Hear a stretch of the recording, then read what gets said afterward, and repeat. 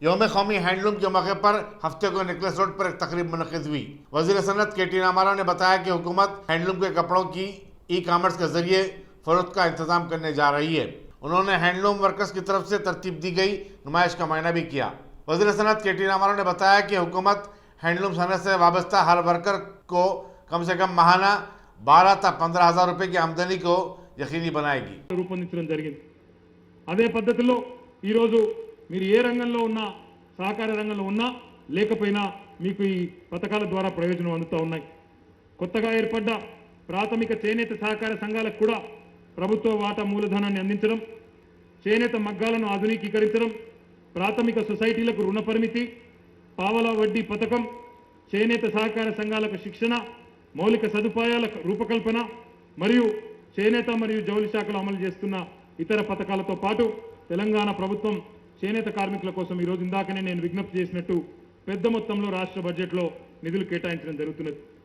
కొన్ని ప్రత్యేకమైన కార్యక్రమాలు నేను ఈ వేదిక ద్వారా రాష్ట్రంలోని నేతన్నలందరి దృష్టికి కూడా తెలంగాణ ప్రభుత్వం అమలు చేస్తున్న సంక్షేమ కార్యక్రమాలని రాష్ట్రంలో నేతన్నలందరి దృష్టికి కూడా తీసుకొచ్చే ప్రయత్నం చేస్తాను। చేనేత మిత్ర అనే ఒక పథకం ద్వారా చేనేత కార్మికులు, మాస్టర్ వీవర్స్, చేనేత సంఘాలు టెస్కో కొనుగోలు చేసే నూలు, రంగులు, రసాయనాల మీద तेलंगाना प्रदेश कांग्रेस कमेटी के सदर रेवंत रेड्डी ने LB नगर में सीवरेज की सफाई के दौरान फौत हो जाने वाले 2 मजदूरों शिवा और अनंतैया के पसमानदगा से मुलाकात की। उन्होंने इन दोनों की मौत के लिए हुकूमत को जिम्मेदार ठहराया और मुतालबा किया कि हुकूमत इन दोनों के पसमानदगान को भारी मुआवजा दे। रेवंत रेड्डी ने कहा कि वजीर म्युनिसिपल एडमिनिस्ट्रेशन KT रामाराव ये दावा करते हुए थकते नहीं कि सीवरेज की मोरियों की सफाई के लिए इंसानों की खिदमत हासिल नहीं की जा रही है। ఈ డివిజన్ ని దత్తత తీసుకున్నాడంట ISR అని ఈ డివిజన్ ఎలక్షన్ లో KTR అనే సన్నాసి దత్తత తీసుకున్నాడంట। ఆ సన్నాసికి సోయి ఉందో లేదో నేను ఈ వేదిక ద్వారా మీడియా మిత్రుల ద్వారా ఇక్కడ ఎవరైనా టీ న్యూస్ వాళ్ళు ఉంటే తీసుకుపోయి చూపించండి ఆ సన్నాసికి। ఆయన దత్తత తీసుకున్న డివిజన్లో 2 దళిత బిడ్డలు చచ్చిపోయినరు, వాళ్ళ కుటుంబాలు అనాథగా మిగిలిపోయినాయి, బ్రతకడానికి ఎలాంటి ఆధారం లేదు, ఉండడానికి ఇల్లు లేదు, 4 రోజులైతే ఇల్లు కిరాయి ఇవ్వకపోతే ఇంటి ఓనర్ కూడా వాళ్ళను ఖాళీ చేయించే పరిస్థితి ఉంటుంది। కాబట్టి తక్షణమే ఆ కుటుంబాలకు డబుల్ బెడ్రూమ్ ఇండ్లు కేటాయించాలి।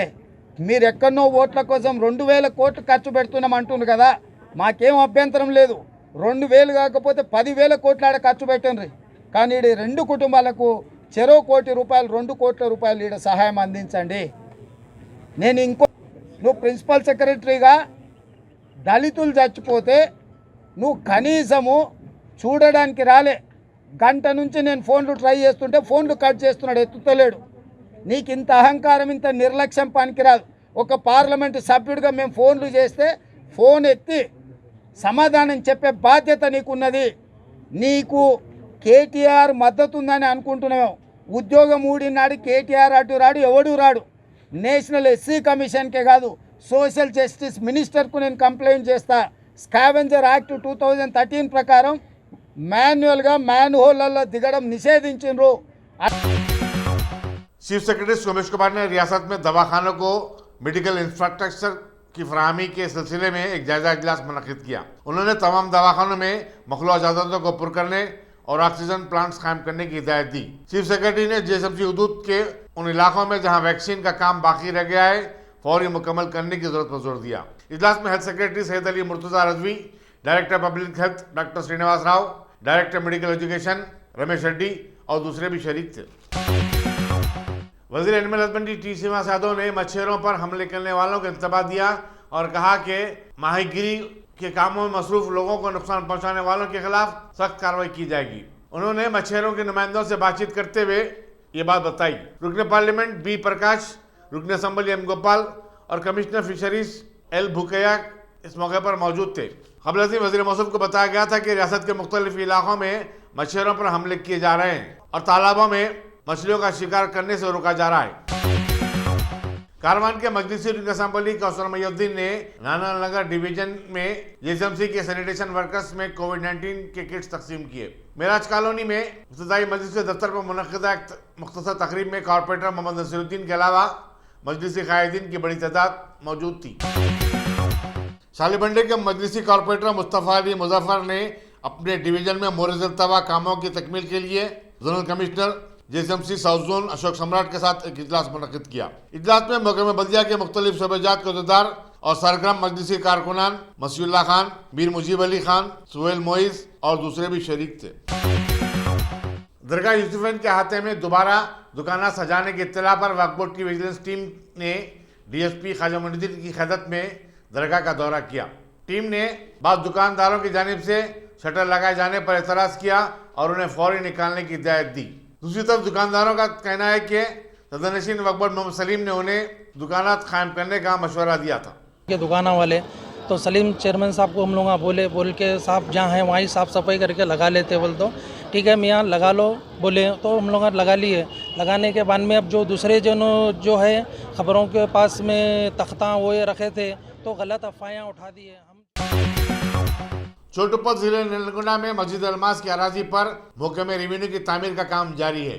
वक्फ बोर्ड की टास्क फोर्स के दौरों के मौके पर काम रोक दिया जा रहा है और उसके बाद फिर दोबारा काम शुरू कर दिया गया। कांग्रेस के लीडर उस्मान अल हाजरी ने इस अराजी का दौरा करते हुए गैर मजाज तामीर पर सख्त एहतजाज किया। मीडिया से बातचीत करते हुए उन्होंने कहा कि मस्जिद अलमास की जुमला मौकूफा जायदाद 420 एकड़ पर मुश्तमिल थी, लेकिन गैर मजाज कब्जों की वजह से सिर्फ 22 एकड़ अराजी बाकी रह गई है। उस्मान अल हाजरी ने कहा कि चीफ मिनिस्टर खुद को औकाफी जायदादों के तहफ़्फ़ुज़ का चैंपियन करार देते हैं, लेकिन उनकी हुकूमत औकाफी जायदादों पर कब्जे कर रही है और तामीरात का सिलसिला जारी रखे हुए। उन्होंने वक्फ बोर्ड से मुतालबा किया कि वो मस्जिद अलमास की एक इंच अराजी के तहफ़्फ़ुज़ को यकीनी बनाए और मौके में माल के खिलाफ कानूनी चाराजोई की जाए। मंडल में 422 एकड़ ज़मीन वक्फ प्रॉपर्टी है। उस ज़मीन पर मस्जिद के बिल्कुल सामने ग्राम कंटन के नाम पर ये रेवेन्यू डिपार्टमेंट वाले बड़े पैमाने पर कंस्ट्रक्शन का काम शुरू किए, जिसके खिलाफ आज वक्फ बोर्ड से टीम भी गई। वक्फ बोर्ड मुसलसल लेटर्स भी जारी कर रहा है, लेकिन रेवेन्यू डिपार्टमेंट उसको मानने के लिए तैयार नहीं है। मैं मुतालबा करता हूँ CM KCR साहब से कि वक्फ की जायदाद को आप तहफ़्फ़ुज़ करने का जो वादा किए थे उस पर अमल कीजिए। 422 एकड़ ज़मीन पर मुसलसिल कब्ज़ात हो गए।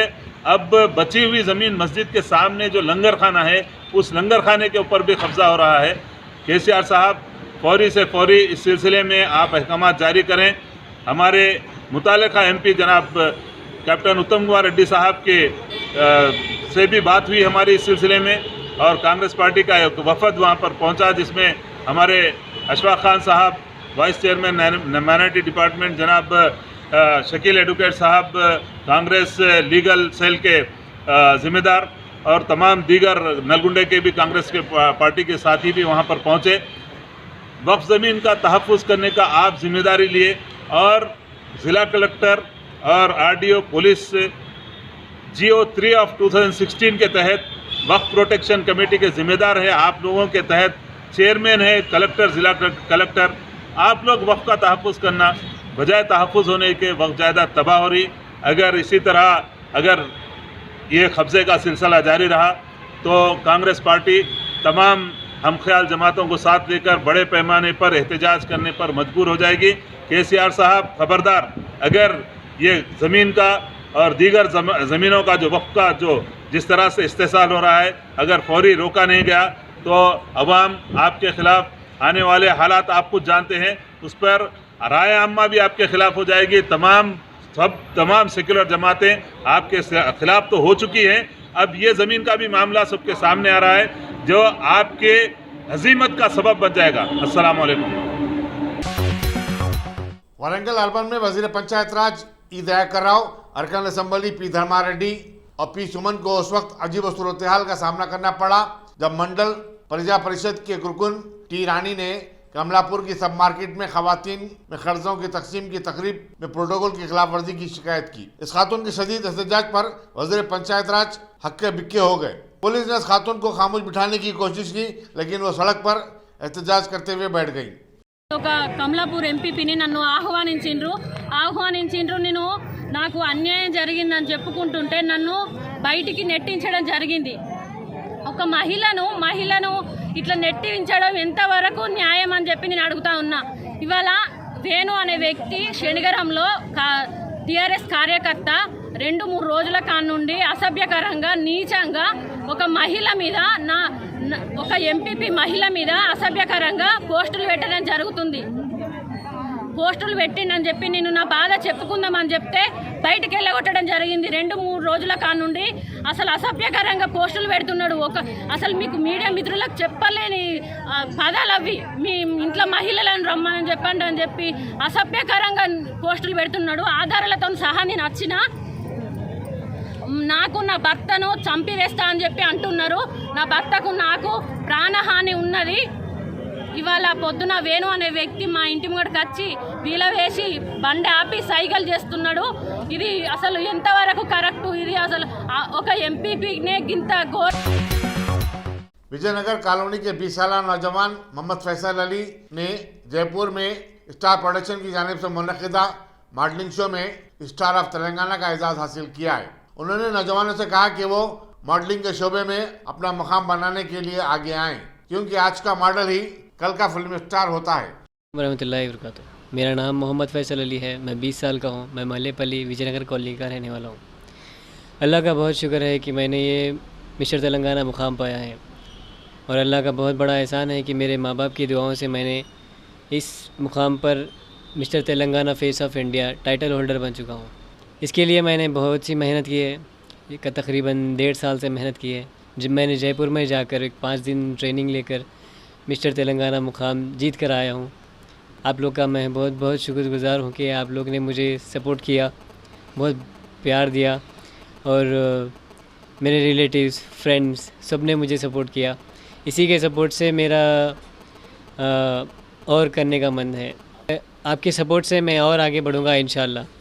लोगों के लिए मेरा मैसेज ये है कि जो पढ़कर घर पे बैठे हैं, गूगल कीजिए, आपको बहुत सारे कोर्सेस मिल जाएंगे, लाइक स्टार एंटरटेनमेंट प्रोडक्शन। यहाँ पर आप लोग को मॉडलिंग सिखाई जाती है, फैशन, डांस, एक्टिंग सब कुछ सिखाया जाता है। मेरा कहना सिर्फ यही है कि नौजवान खाली ना रहें, मेहनत करते रहें, क्योंकि हम मेहनत करेंगे तो हमारा देश आगे बढ़ेगा, हमारा स्टेट आगे बढ़ेगा, हमारा देश आगे बढ़ेगा। हम कुछ हमारे इंडिया को पूरा वर्ल्ड में प्राउड बना सकते हैं। हुकूमत से मेरी एक ही गुजारिश है कि मुझे और सपोर्ट करें और ढेर सारा प्यार दें, क्योंकि मैं और मेहनत कर सकूं और आगे बढ़ सकूं, और इंडिया का और तेलंगाना का पूरा वर्ल्ड में नाम रोशन कर सकूं। चंदन गुट्टे में जुमे की शाम एक 43 साल शख्स मोहम्मद पाशा को एक गंजेटी ने हमला करके शदीद जख्मी कर दिया। तफसीलात के मुताबिक मोहम्मद पाशा सुहाना फंक्शन हॉल के रूबरू अपने घर के पास एक नौजवान को जो गांजा पी रहा था तंबी की, जिस पर वह बरहम होकर मोहम्मद पाशा पर ही चाकू से हमला कर दिया। पाशा का दवाखाना उस्मानिया में इलाज किया गया। पुलिस चंद्रायन गुट्टा मसरूफ तहकीकात है। मांगोड़ बस्ती हबीबनगर में एक खातून ने अपने ही शौहर का कत्ल कर दिया। तफसीलात के मुताबिक 21 साल लता ने मामूली झगड़े के बाद अपने शौहर 22 साल रोशन पर चाकू से हमला कर दिया। फिर वो खुद उसे दवाखाना उस्मानिया को ले गई, जहाँ इलाज के दौरान रोशन की मौत हो गई। एक और दूसरे जराये ने बताया कि लता का एक नौजवान से माशिका चल रहा था और उसने अपने आशिक के साथ मिलकर ये कत्ल किया है। पुलिस हबीबनगर ने मुकदमा दर्ज किया और लाश को पोस्टमार्टम के लिए रवाना करते हुए तहकीकात शुरू कर दी है। मेरा नाम श्रीकांत है। हमारे भाई का मर्डर हो गया। उनका नाम रोशन है। उनके बीवी के नाजायज़ ताल्लुक़ है और वो युवराज के संगत इन दो जने मिल के रूम में उसको पिला के डेट कर, उसको चाकू से मार के उसका डेट कर दिए। और ये 4 साल से किस्सा चल रहा। हमला इससे पहले भी हबीबनगर पीएस में कंप्लेंट करे, उसको मार के पीएस में भी दिए, 2 से 3 बार उसको पीएस में भी दिए। तो पीएस में ऐसा बोले कि अब से इन्हें नहीं करता, तुम ला जाओ बोल के पीएस में भिजा दिया हमको। और उनको हमारे भावज को भी हमला बहुत बार ये समझाए भी, मारने की तो भी बतलाए उनको, सब करे तो भी उन्हें नहीं सुन के लाश को हमारे भाई का मर्डर कर दिए। इनला घर में उसको चाकू से मार दिए। उनको 3 बच्चे हैं हमारे भाई को। भाई का नाम क्या है? हमारे भाई का नाम रोशन है। और तुम्हारे भावज का नाम? लता है। लता हमारे भावज का नाम लता है। लता के साथ कौन थे आज? आज ये लता के संग तो युवराज था, युवराज बोलने वाला, और लता 2 जने मिलके मर्डर कर दिए। कहाँ घर में करे? हाँ घर में करे। कहाँ रहते तुम? मैं उनका भाई हूँ। उनके घर से थोड़ा आगे रहता हूँ मैं। कहाँ पर? कौन सी बस्ती है? मांगर बस्ती में रहता हूँ मैं। मांगर बस्ती में? हाँ मांगर बस्ती में रहता हूँ मैं। तुम्हारी डेथ हो गई उनकी? उनकी डेथ हो गई उस्मानिया में, वार्ड में डाल के हम लोग उस्मानिया वार्ड में घर में डेट हो गया उनका, घर के पास ही डेट हो गया उनका। घर के पास से हम लोग उस्मानिया को भागे। हम लोग को फ़ोन आया था, हम दुकान पे था, मैं पान का डब्बा चलाता हूँ, दुकान पे था मैं।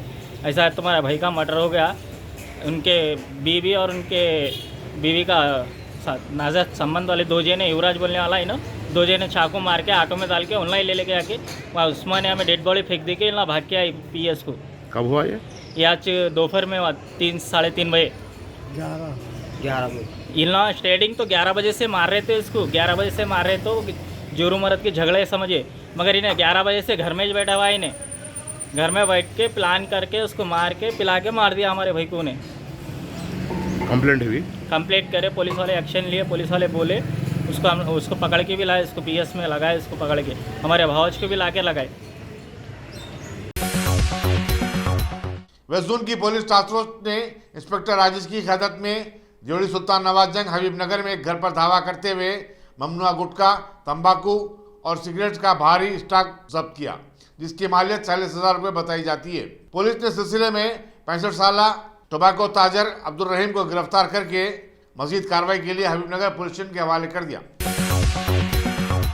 वेस्ट जोन की पुलिस टास्क फोर्स ने सोमाजीगुड़े में पार्क होटल के पास रेडिल्स के रहने वाले एक 32 साल शख्स मनोहर सिंह को गांजा फरोख्त करते हुए रंगे हाथ गिरफ्तार किया। उसके कब्जे से 7 किलो गांजा, एक एक्टिवा बाइक और सेलफोन जब्त किया गया। Deputy commissioner police task force P Radhakishan के मुताबिक मनोहर सिंह विशाखापट्टनम के श्रीनु नामी शख्स के पास से 5,000 रुपये फी किलो के हिसाब से गांजा खरीदता था और फिर उसे शहर की मार्केट में 10,000 रुपये किलो के हिसाब से बेचा करता था। जिले सूर्यापेट में माशूका की खुदकशी के बाद एक 20 साल नौजवान पवन ने भी जुमे को खुदकशी कर ली और उसकी सेल्फी भी बनाई, जो कि सोशल मीडिया पर वायरल कर दी गई। पवन बोरूगुड्डा की एक लड़की से मोहब्बत करता था। उसने 4 दिन कबल खुदकशी कर ली थी, जिससे दिलबर्दाश्ता होकर पवन भी हैदराबाद से अपने मौजे को वापस आया और खुदकशी कर ली। पुलिस ने एक मुकदमा दर्ज किया और मसरूफ तहकीकात है। कांग्रेस के साबिक सदर और रुकन पार्लियामेंट राहुल गांधी ने दिल्ली के राम मनोहर लोहिया हॉस्पिटल में तेलंगाना प्रदेश यूथ कांग्रेस के सदर शिवसेना रेड्डी की मिजाज पुरसी की।